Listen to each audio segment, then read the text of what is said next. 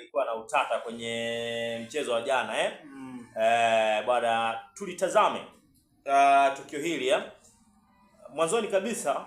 Ukimsikiliza hata James Samuel ambaye alikuwa ni second commentator wa watu wenye haki ya matangazo kwa njia ya television, anasema mpira wa kwanza malalamiko ya Yanga kwamba wanasema alishika Selemani Mwalimu. Tunaanzia kwenye hili tukio. Selemani Mwalimu alishika mpira kweli?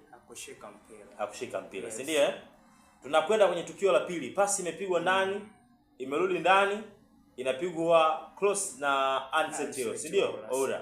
Mwalimu anajitwisha kichwa, Diara anaucheza, anaurudisha, Mwalimu anaweka mpira kambani. Kabisa. Kasim Mpanga anasema ni offside, si ndio? Lakini Mwalimu kwenye lile tukio alikuwa onside, hakuwa sehemu ya offside kabisa. Wakati goli limefungwa, nilikuwa angalia wachezaji wote wa Simba walimkimbilia Kasim Mpanga. Si ndio? Kabisa. Wanamkimbilia Simba wanasema haikuwa offside kama alivyotafsiri. Diara anasema alinawa. Wanapishana hapo, Diara anamwaminisha refa msaidizi kwamba ile alinawa kabla hajatokea ile tukio. Wakati wale wa Simba wanamwambia sio offside. Maana hata Diara alikubaliana kwamba ile haikuwa offside ila alinawa mwanzoni. Na malalamiko ya Yanga alikuwa mpira aliunawa mwanzo, sio offside. Tofauti na refa alivyoona offside, sio mpira wa kunawa. Tafsiri yake ni kwamba ilikuwa ni kamba halali. Na lilikuwa ni goli halali kabisa kwa Simba hapo jana. Tazama tukio kwa umakini sana na nimelirejea zaidi. Kabla mali haijapigwa, Selemani Mwalimu hakuwa offside.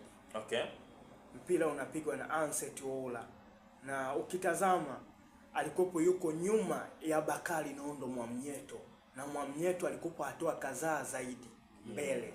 Ina maana wakati mpira unapigwa, Selemani Mwalimu anaenda hewani, anapiga free header, Diara anacheza ule mpira, Selemani Mwalimu usharpness wake anaenda kumalizia tena ule mpira.